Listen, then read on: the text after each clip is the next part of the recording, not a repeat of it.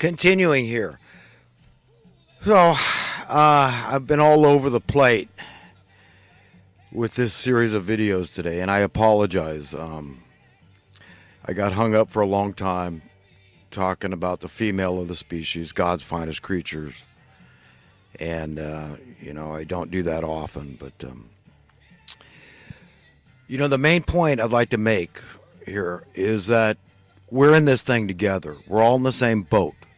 And your welfare is my welfare. My welfare is your welfare. And if we can understand this thing from a pragmatic, logical point of view, that's reasonable to assume that we're all family and this is the right way to live. Even an atheist and agnostic can believe this.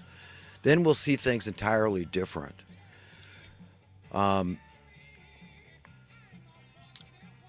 It's called osmosis. That if you're feeling joy and peace and love and contentment, that if it's real, those things will be transferred to me and I will feel them. Conversely, if you're feeling scared and insecure, fearful, not free,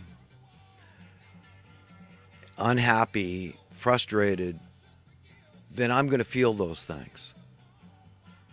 Okay, and there's no way around it. God built us. We're property of another with a default system, with a fail-safe. And there's no way we can try like hell if we want to get away from it, just be delusional and imagine that, hey, I've divorced myself from my fellow man and, it's about joining the club, man. I golf all day and I drive my fancy car and I live in my fancy homes and I live my fancy lifestyle and jet set everywhere and I earned it.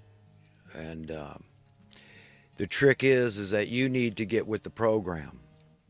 You need to jump on the bandwagon, even though the bandwagon, obviously, the wheels they've got to come off eventually.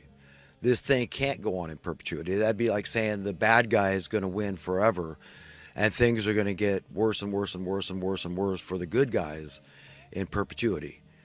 I mean, you think I'd have any faith in God? No, I've got to believe. There's no way. I've got to believe the opposite. The good guy is going to prevail. The wheels are going to come off the establishment status quo wagon, okay? And it's going to collapse to the ground and they're going to be dead in the water.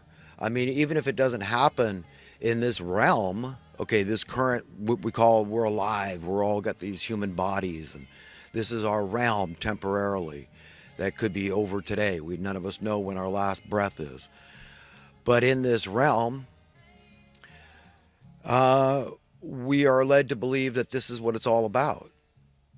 That, there's no sense in valuing the afterlife. And don't worry about Judgment Day. There is no God, or God is ineffectual, impotent, and kind of an a-hole.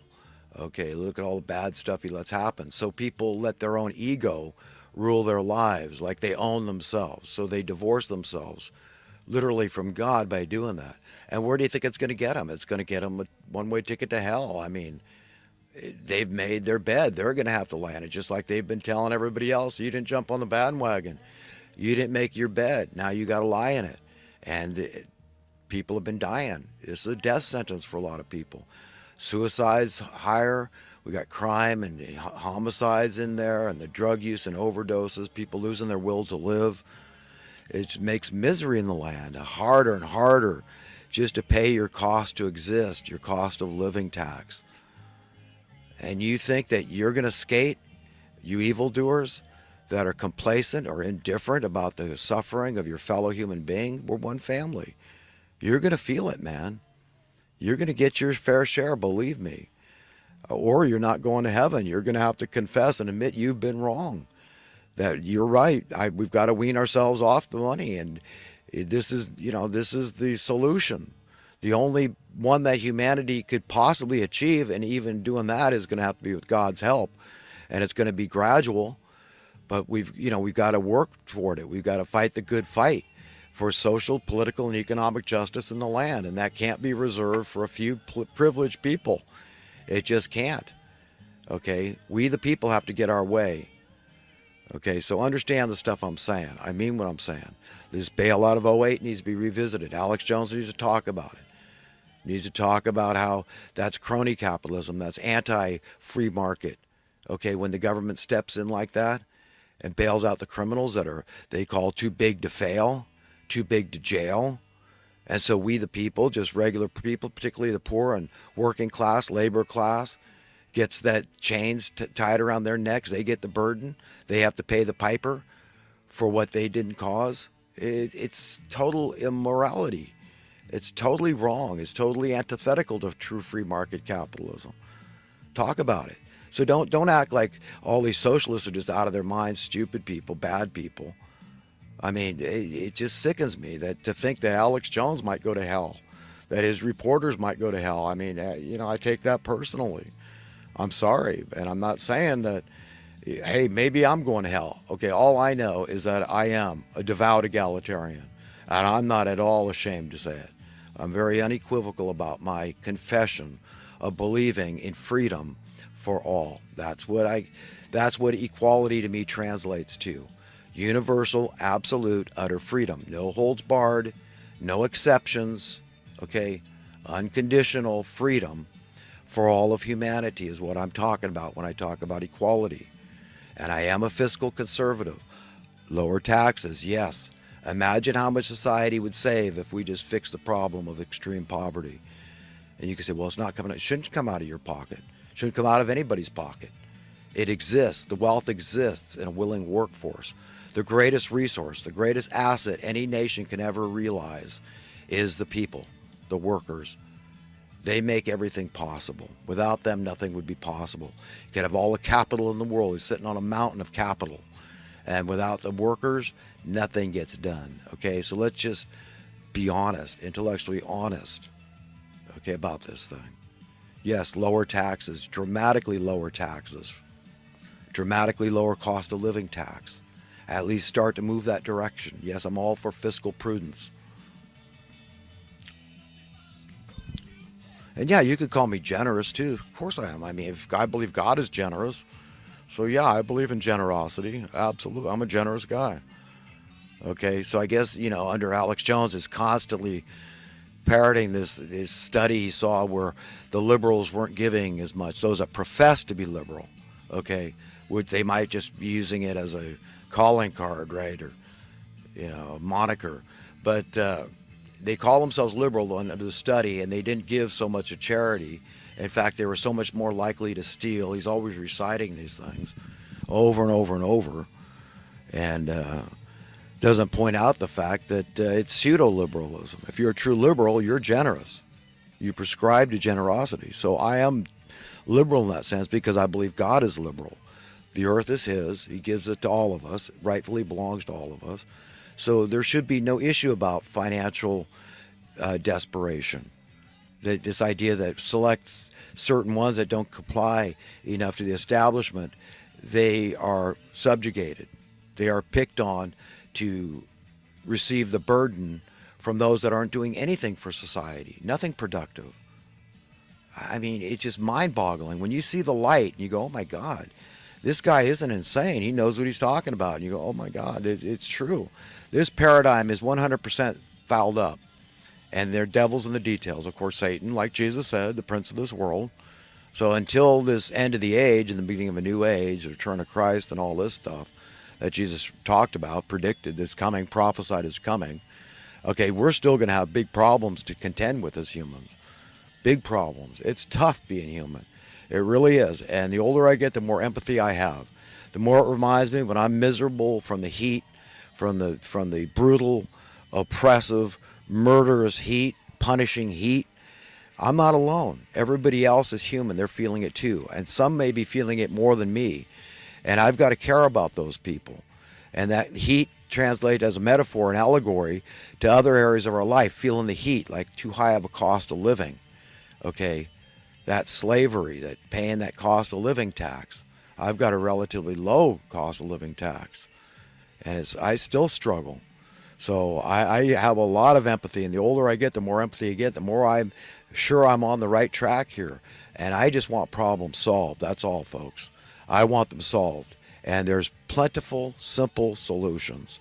But there is a huge swath of evildoers in control that do not want the problem solved. That is the opposite of what they want. That is antithetical to what they want.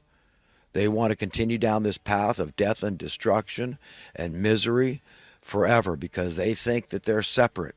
They don't believe in God. They're not worried about Judgment Day.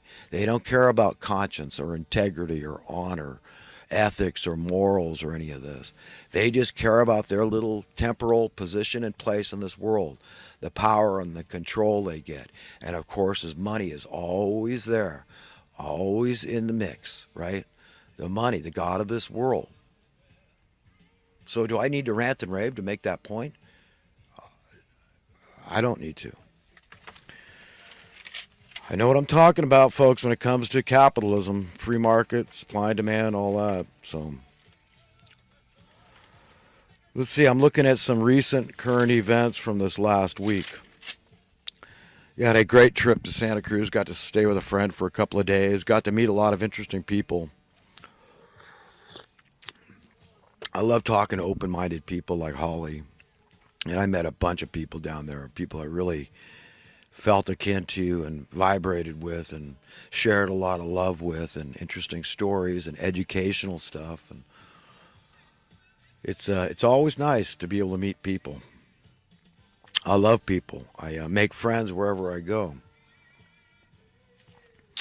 And some of them would do anything for me, I know. And some of them I'd probably do most anything for as well. Yeah, I've been really hard on, I think, Alex Jones, for him using these profanities that I really object to. I feel like it's borders on blasphemous and just using the Lord's name in vain and just in a haphazard, fanciful manner. It's just uncalled for in my estimation. But again, is it my problem? Is it just me being a prude? Maybe it is. And I've got to admit that. And so that's what I'm doing. That's all I'm doing is saying, look, maybe it is me. Maybe we should all be able to say GD all day long, and it's okay for the kids to say it under free speech and whatever. I'm going to just leave it alone and just let the chips fall where they will. I've just never seen anything good come to those that use that term. That's been my empirical experience. But you can imagine, if I'm as hard on somebody that I've never actually met, but I really do feel a kinship with, you understand how hard I am on myself. That's the way God makes it. The ball always ends up in our courts. In our weakness, his strength is perfected. We may not understand that, but we should try to understand it. That God needs us to be humble and needs us to not be overly judgmental. With the measure we judge others, we too shall be judged. We certainly don't want to judge to the point of condemning. It's okay to be discriminating and to correct people as we see fit, as we really believe is necessary, so that other people's blood isn't on our hands or on our head. We're doing what we have to do to be God's friend, to be his servant. It's as simple as that. So I want the best for everybody. I'm a devout well-wisher, and I long to see the day when the captives are set free. That's what I live for. I want everybody to be free. Okay? I want everybody to be happy and satisfied. I want those same things for you that God wants for you. Okay? Good, happy relationship, good marriage, so that you can feel whole. Really, I mean, a woman to me, it's better than a dream now, this idea of actually being whole and just that sense of peace. It didn't work out for me before, unfortunately, but it takes two to tango. But I could certainly see how I could devote myself to a woman and make her happy and not do stupid things that are going to displease her, be tuned into her spirit. That I think pleasing a woman is probably the most gratifying, satisfying thing a man can do with his life, is to make a woman happy. I really do.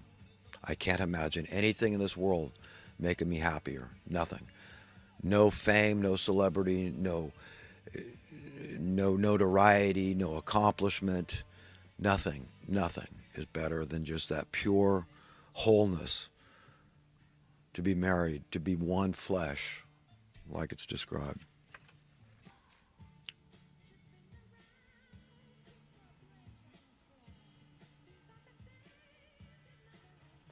You know, I've been thinking about all this partisanship and the division that's being deliberately concocted.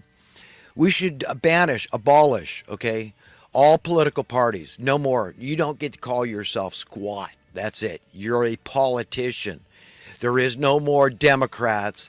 There is no more Republicans or anything else out there. Do you understand? That's it. No, you can't call yourself a conservative without calling yourself a liberal. These are just the baseless names. If anybody can call themselves anything, I could call myself a hunk of cheese. Okay, if you don't know what a hunk of cheese is, then you don't know that I'm not a hunk